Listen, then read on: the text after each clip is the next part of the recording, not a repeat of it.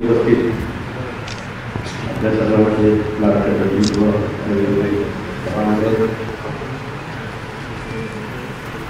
माझी खासदार जरी विजय काय असेल तरी ज्या मिळाल्याने नवीन खासदारांची पण निश्चित होणार आहे आणि त्याचं नेतृत्व सुद्धा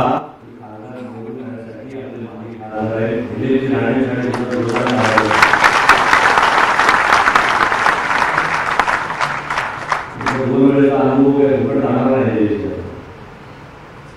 आमची निवडणुकीची लाडकी आमच्या आमदार नितेशजी, बाळासाहेब माने, राजेशजी, शेजूजी, अतुलजी, सगळेजी, उपस्थित असलेले सगळे काही चव्हाण साहेब यांनी रचना फार सुंदर केली. ही विधानसभेची विधानसभा 4 होते. त्यामुळे फक्त तुम्हाला कळावं म्हणून, कारण मला वाटतं राजेश सांगेल, राजापूर लांजा विधानसभेची मंडळ हात करा. बोला भारत माता की जय. संगमेश्वर चिपळूणची मंडळी हात करा. बोला हर हर महादेव. आता बोलले रत्नागिरी विधानसभेची मंडळी हात करा. या रामचंद्र की जय. त्यामुळे तुमच्या 2-3 वर्षाच्या सततच्या कार्यक्रमाने केंद्रातल्या राज्यातल्या ही मंडळी एवढी तयार झाली की काल चिपळूणच्या बैठकीमध्ये सहज मी एक चुटका सांगितला. चिपळूणवाले आहेत काय? कुठे सांगू का साहेब? तुमच्या काही माणूस होता त्या एका कार्यकर्त्याला मदत म्हणून तो म्हटला, साहेब मला कोंबड्या कुक्कुटपालन करायला जरा 100 कोंबड्या दिले. महिन्याभरानंतर तो कार्यकर्ता आला आणि सांगायला लागला की साहेब ज्या प्रमाणात खाणं देतो त्या प्रमाणात अंडी देतात, त्याच्यात काय भागत नाही. तुम्ही दम दिला. तुम्ही म्हणले मला चालणार नाही, मला माहीत नाही, हे सगळं फायद्यात आलं पाहिजे, त्याचं परत माझ्याकडे येऊ. तो कार्यकर्ता त्याच्याला घाबरला गेला. त्या सगळ्या कोंबड्यांची बैठक घेतली आणि म्हटलं बाबा मालक फार वेळ आली, ते माहीत नाही, काम करायला लागेल, एक अंड देऊन भागणार नाही, 2 अंडी द्यावी लागतील, नाहीतर मालकाचं काही खरं नाही, कापून खाऊ टाकतील. दुसऱ्या दिवशी मालक गेले, म्हणजे दाखव रे बाबा, सगळ्या कोंबड्याने 2-2 अंडी घातली. शेवटच्या कोंबड्याकडे गेला आणि फक्त ती एकच अंड. अरे म्हटलं तुझं काय? साहेब म्हणला त्या मालकाला एवढा ₹1000 कोंबडा होतो तरी सुद्धा एक अंड दिलं. मला वाटते साहेब ही मंडळी एवढ्याच तयारीने आले, तुम्ही 1 लाख मताने सोडा, आपल्या उमेदवाराचा 2 लाख मताने विजय करायचा सांगितलं. 2 लाख. त्यामुळे आम्ही सगळे तयार आहोत. बरोबर आहे मंडळी? हा, उमेदवार आपले रवी चव्हाण साहेब, देवेंद्र फडणवीस साहेब, एकनाथ शिंदे साहेब, अमित शहा साहेब, महायुतीचा जो उमेदवार आम्हाला देतील, आपला आग्रह आहे कमळाचा, आमचा आग्रह सगळा आहे, पण चव्हाण साहेब तुम्ही महायुतीचा आम्हाला जो उमेदवार द्याल त्याला 2 लाखपेक्षा जास्त मतांनी देऊ. त्यामुळे आम्ही कामाला लागलो आहे. वेळेची मर्यादा पण आमच्या लक्षात आहे. 30, 35, 32 दिवस उरलेले आहेत. आम्ही सगळ्या पंचायत समितीचे प्रमुख नेमलेले आहेत. आम्ही प्रत्येक बूथला टार्गेट दिलेलं आहे. प्रत्येक बूथ आम्हाला जिंकायचं आहे. 900च्या 900 बूथ मध्ये प्रत्येक बूथ वरती 500 पेक्षा जास्त मतं त्या ठिकाणी गोळा करायचे का नाही? शाबास. त्यामुळे साहेब आम्ही फक्त तयारीत आहोत. तुमच्या फक्त आदेशाची वाट आम्ही त्या ठिकाणी म्हणजे एवढ्या सगळ्या तयारीने आपण आज या ठिकाणी आलेलो आहे. पण माझं एक कार्यकर्ता म्हणून एक मन मागचा 40, 50, 60 वर्षाचा धांडोळा घेतो तेव्हा माझ्या लक्षात येते की आज आम्ही असले कार्यकर्ते जरी अतुलजी काळसेकरांनी सांगितल्यासारखे भाग्यवान असलो तरी गेल्या 60-70 वर्ष मेहनत करणाऱ्या राबणाऱ्या कार्यकर्त्यांचं स्वप्नपूर्तीचा काळ 2014 पर्यंत आम्हाला कधी वाटलं नव्हतं. जर तुम्ही अतुलजी आपण व्हाईस चेअरमन एका बँकेचे कुठल्याही भागाची निवडणूक या त्या उमेदवाराचं किंवा त्या सरकाराचं एक परफॉर्मन्स ऑडिट असतं. जसं आम्ही आता 10 वर्ष विनायक राऊत नावाच्या खासदाराचं उभाटाचं ऑडिट करू, त्याचा परफॉर्मन्स आम्ही नक्की विचार करू. त्याच वेळेला गेल्या 10 वर्षाच्या नरेंद्र मोदी साहेबांनी केलेल्या अनेक गोष्टींचा परफॉर्मन्स करून आम्ही मतदारांकडे मत मागायला. काय केलं 66 वर्षामध्ये काँग्रेसने आणि काय केलं नरेंद्र मोदी साहेबांनी गेल्या 10 वर्षात, याचा लेखाजोखा घेऊन कार्यकर्त्यांना आजच्या बैठकीत आपल्याला बरोबर नाही. आपल्या सामान्य कार्यकर्त्यांना जो बीजेपीचा कार्यकर्ता आहे, भारतीय जनता पक्षाचा कार्यकर्ता आहे, जो आपल्या देशावर प्रेम करणार आहे, राष्ट्रावर प्रेम करणार आहे, काय सांगत होते 1947 ला स्वातंत्र्यवीर सावरकर, काय सांगत होते 1947 ला डॉक्टर बाबासाहेब आंबेडकर, काय सांगत होते महात्मा गांधीजींना की साहेब आमचा एवढा मोठा विशाल देश, आमचा अखंड भारत आहे, आमचं विभाजन करू नका, धर्माच्या आधारावरती बिलकुल करू नका, आम्ही या देशामध्ये आलामिया हिंदू आणि मुस्लिम आम्ही दोन्ही सुखी राहण्याचे आम्ही प्रयत्न करू, आमचं विभाजन करू नका. कोणी विभाजन केलं? कोणी विभाजन केलं? 66 वर्षाचा काळ असता. काय झालं पाकिस्तानमध्ये, काय झालं भारतात, काय केलं विभाजन करून? 60, 70, 80, 90 वर्ष आम्ही ते सांगतो विभाजन चुकलं, आपला अखंड भारत पाहिजे. काय केलं पाकिस्तान करून? आता राजेश रावांनी सहज बोलता बोलता उल्लेख केला. चव्हाण साहेब मी सहज गुगलवर गेलो आणि म्हटलं आपली लोक सांगतात की भारतामध्ये महागाई आहे, अमका आहे, तमका, 800 रुपये सिलेंडर आहे,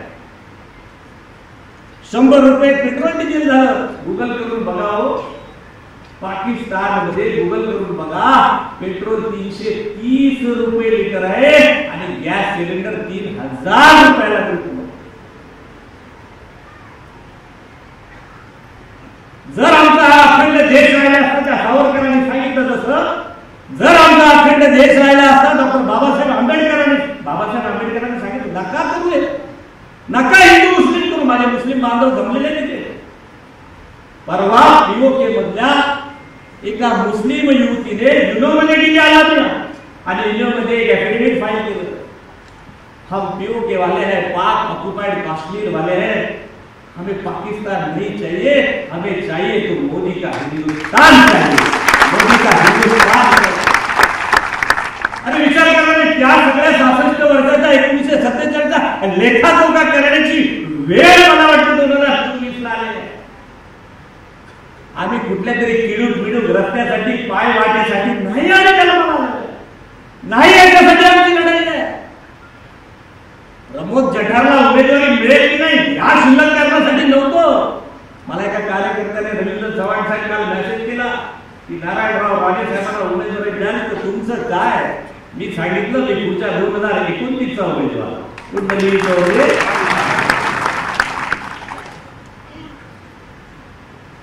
मंदिर उभविले हेच आमचे शिव, असू आम्ही सुखाने पत्थर पाया. प्रमोद जठारच्या तिकिटासाठी नाही केलं, राणेसाहेबांच्या तिकीट. असा एक माणूस 2014 ला आपल्याला सापडलाय की तुमच्या सगळ्या स्वप्नांची पूर्ती करणार आहे. आणि मला विश्वास आहे नितेशजी, आमचे मोदी जेव्हा 2024 ला पुन्हा निवडून येतील, माझा भारत पुन्हा अखंड झाल्याशिवाय राहणार नाही. माझा भारत अखंड झाल्याशिवाय मला मुस्लिम समाज पाकिस्तान में असलेला बांग्लादेश में आला मिया ये डंके की चोटी पे मैं आज बात करता हूं हे सगळे एका ठिकाणी येते आमच्या कधी प्रश्न भांडण काय झालं 66 आज मी सर आज सकाळी चर्चा करत बसलो होतो म्हटले 66 वर्षाचा ऑडिट आणि मोदी साहेबांच्या असलेल्या 14 ते या 10 वर्षाचा ऑडिट करायला घ्या काय झालं काश्मीर मध्ये राजस्थानात होता मगाशी काय केलं 370 कलम टाकलं काय केलं तिथल्या असलेल्या भूमिपुत्रांना नरसंहार झाला काय झालं तिथे काश्मीर मधली लोक बाहेर विस्थापित झाली काय केलं 10 वर्षात मोदी साहेबांनी 370 कलम तर हटवलं पण मला गेल्या महिन्यामध्ये मी स्वतः जम्मू काश्मीरला चव्हाण साहेब गेलो पुलांची कामं सुरू झाली टनेल सुरू झालं 2 हॉस्पिटल झाली लोक सांगतायत हमें काश्मीर में भी मोदी सरकार ही चाहिए हे 370 हटवून केलेलं आहे हे 370 हटवून केलेलं आहे सोमनाथ मंदिराच्या कार्यक्रमाला इतिहास कोणाला आठवत असेल तर नक्की आठवा मी माझ्या जुन्या कार्यकर्त्यांना जुन्या देशावर प्रेम करणाऱ्या कार्यकर्त्यांना माझा आव्हान आहे सोमनाथ मंदिराचा पायाभरणीचा कार्यक्रम होता देशाचे राष्ट्रपती त्या ठिकाणी गेले होते पंडित जवाहरलाल नेहरूंनी पत्र लिहून पाठवलं हमारा देश सेक्युलर है कुठल्याही देवा धर्माच्या मंदिराचा पायाभरणी तुम्ही करायची नाही हमें इस बात पर खेद है पुन्हा राष्ट्रपती पदाची निवडणूक त्या ठिकाणी लढायला दिली नाही राष्ट्रपती 66 वर्षाचा काळ आहे आणि 14 ते आजचा 24 चा काळ आहे या 14 ते 24 मध्ये देशाचा पंतप्रधान 500 वर्षाचं जे काही भाषाचं घोगडं होतं फेकून देतो स्वतः मंदिरात बसतो आणि पुनर्निर्माण प्रभू रामचंद्रांचं करतो हे तुमचे हा इतिहास आहे हे बाबातून घराघरात जाऊन सांगायचं आपल्याला की 66 वर्षामध्ये केलेल्या चुकांचं परिमार्जन करण्याचं काम 10 वर्षामध्ये आमच्या मोदी साहेबांनी केलेलं आहे त्याच्यासाठी आम्ही मत मागतोय त्याच्यासाठी आम्ही मत मागतोय पाकिस्तानचं विभाजन झालं बांगलादेशाचं विभाजन झालं तेव्हा अशी परिस्थिती होती की सगळ्यांनी जिथे आहे तिथे थांबा हिंदूने जरी पाकिस्तानमध्ये असले तरी पाकिस्तानमध्ये थांबा मुस्लिम जरी हिंदुस्थानात असले तरी हिंदुस्थानात थांबा या सगळ्यांचा 1947 सगळ्यांचा विचार करून सगळी माणसं तिथे थांबली सगळी थांबली मग पाकिस्तानने धर्माधिष्ठित राज्य निर्माण केलं हिंदू शिल्लक राहिले नाही देवळं शिल्लक राहिले नाही पण हिंदू समाज ज्या ठिकाणी बहुसंख्य आमच्या भारतात आहे आम्ही कधीही कुठल्या मशिदीला पाडलं नाही आम्ही कधीही कुठल्या मुसलमानाला मारलं नाही हा आमचा हिंदू समाज आहे बघा एवढं असून सुद्धा एवढं वाईट वातावरण असून सुद्धा 2014 ते 24 मध्ये तुमच्या पंतप्रधानांची हिंमत आहे सौदी अरेबिया सुद्धा भगवान शंकराचं मंदिर बांधण्याचं धाडस कोणी केलं असेल तर ते राजकारणी मोदींनी केलेलं आहे म्हणजे जो मुस्लिम समाज होता अजून सगळ्यांना प्रेमाने जवळ घेतलेला आहे कुणाशी वय केलेलं नाही सबके साथ सबका विकास सगळ्या धर्माला बरोबर घेऊन सगळ्या धर्माला सगळ्या जातीपातीला सगळ्यांना बरोबर घेऊन विकास करण्याचं काम त्या ठिकाणी 10 वर्षाच्या मोदी साहेबांनी केलेलं आहे काय होत होतं 66 वर्ष विचार करा आपल्या आजूबाजूचे देश आपल्याला धमकावत होते आपल्याकडे सगळ्या शहरामध्ये बॉम्ब फोडत होते कुठेही बॉम्ब फुटला कुठेही दहशतवादी घुसला की त्या देशांची नावं येत होती 66 वर्ष हा धमाका चालू होता 2014 ला मोदींनी राज्य त्या ठिकाणी ताब्यात घेतलं देश ताब्यात घेतला आता पाकिस्तान आणि बांगलादेश मधील लोक सांगतात की त्यांच्या देशामध्ये होणारे बॉम्बस्फोट हे भारतातले मोदी साहेब येऊन करतात काय विजय पाकिस्तान आमच्यामध्ये यायचं घुसायचं सोडा हिंदुस्थान पाकिस्तानमध्ये घुसून त्यांना धडा शिकवण्याची जर कुठल्या प्रकारची वार्ता करत असेल तर ते पंतप्रधान मोदींमुळे आपला देश बलवान केला सीमा बलवान केल्या आपल्या जवान बलवान केले आपल्या गावागावातल्या गरीब माणसापर्यंत पोहोचण्याचं काम गेल्या 10 वर्षात केलं 65 वर्षाचा त्यांचा लेखाजोखा आणि 10 वर्षाचा तुमच्या पंतप्रधानाचा लेखाजोखा हा घरापर्यंत गेला पाहिजे. नितेश साहेब मी आमदार होतो 2011ला, 14 पर्यंत मी आमदार होतो. विधिमंडळात प्रश्न मांडला होता. रवी चव्हाण साहेब माझे शेजारी बसायचे. छगन भुजबळ साहेब पीडब्ल्यूडी मिनिस्टर होते. आम्ही त्यांच्या समोर एक सरकारी दाखला दिला. मुंबई गोवा हायवे गेल्या 20 वर्षामध्ये 10,000 माणसे गेली. आम्ही टाऊन पडून रवींद्र चव्हाण साहेब आम्ही सांगत होतो, अहो भुजबळ साहेब आमच्या मुंबई गोव्याला पैसे द्या. आला मी आमच्या मुंबई गोव्यावरती तुमचा आकडा आहे. पत्रकारांनी आंदोलन केलं होतं. आठवत असेल माझ्या पत्रकार मित्रांना 2011चं आंदोलन आठवा. 10,000 माणसं 20 वर्षात गेली. आम्ही टाऊन पडून रवी चव्हाण साहेबांना मी सांगत होतो. भुजबळ साहेब सांगत होते आम्ही हेल्पलेस आहोत, केंद्रात काँग्रेसचं सरकार आहे, आम्हाला केंद्रातून काही पैसे मिळत नाही, तुम्ही पाहिजे तर केंद्रात जा आणि त्या राहुल गांधीच्या काय सोनिया गांधीच्या सरकारकडनं पैसे आला. काय केलं आम्ही 2014ला? आम्ही सगळी मंडळी 2014ला गडकरी साहेबांकडे गेलो आणि आमच्या मोदी सरकारने या मुंबई गोव्यासाठी 15,000 कोटी रुपये दिले. हे तुमचं परफॉर्मन्स आहे. नाही करणार त्यामुळे काळजी होती 20,000 10,000 माणसं मेली तर त्याच्यासाठी या मुंबई गोव्यासाठी पैसे दिले पाहिजे. हे आहे हा परफॉर्मन्स आहे तुमचा. प्रचंड चांगला परफॉर्मन्स तुमचा आहे. म्हणून पुन्हा या भागामध्ये महायुतीचा खासदार त्या 400 खासदारांबरोबर किती हजार कोटीचा बजेट आहे? 50 लाख कोटीचा बजेट केंद्र सरकारचा आहे. काय विनायक राऊत सक्सेस झाले, किती लाख कोटी आणले? निलेशजी आम्ही 3 लाख कोटी रुपये नाना रिफायनरीच्या माध्यमातून आपण आणले सगळ्यांनी. एक पैसा येऊ शकला नाही. 2 लाख पोरं बेरोजगार झाली. पोरांची गावात लग्न होत नाही. शाळा ओस पडलेल्या आहेत. खरं की खोटं आहे मंडळी? अरे तुमच्या गावात भूतवरचा प्रश्न आहे का नाही? आहे का नाही? परवा मी त्या राज्यातल्या कुठेतरी गावात गेलो तर मला आठवतं त्या भूतवरती चव्हाणसाठी सांगत होतो पोरांची लग्न होत नाही. गडग्यावर 4 पोरं उडी मारून आली. म्हणजे होय साहेब आम्ही 40 वर्षाचे राहणार लगीनच भेटते आम्हाला. गावात मुलं नाही, 80% घरं बंद आहेत, मुली लग्न करत नाही. समस्या आणि या समस्येचं रामबाण उत्तर का? तर प्रत्येक घरामध्ये किमान एका तरुणाला रोजगार मिळाला पाहिजे. 25-50 हजाराची नोकरी मिळालीच पाहिजे असं आमचा निर्णय आहे. का नाही तुमचा? आणि आहे का नाही? वाटतं की नाही गोष्ट व्हावी? त्याच्यासाठी तुमचा खासदार तुमचा स्वतःचा हक्काचा निवडून यावा. वाटतं का नाही? अरे होय का नाही? आम्हाला फाटलं पाहिजे. आजूबाजूच्या लोकांना ऐकायला यायला पाहिजे. आहे का नाही? 2-4 दिवसामध्ये ते शोले पिक्चर मध्ये आसराने येणार आपल्याकडे. उद्धव ठाकरे येणार आहेत ते माहिती आहे ना. आसराने जसे आमचे उद्धव ठाकरे आसराने आधे इधर आधे पीछे देखा तो काय पत्रकार म्हणतो. अरे काय तुझ्या आमच्या नेत्याला नाव ठेवलं?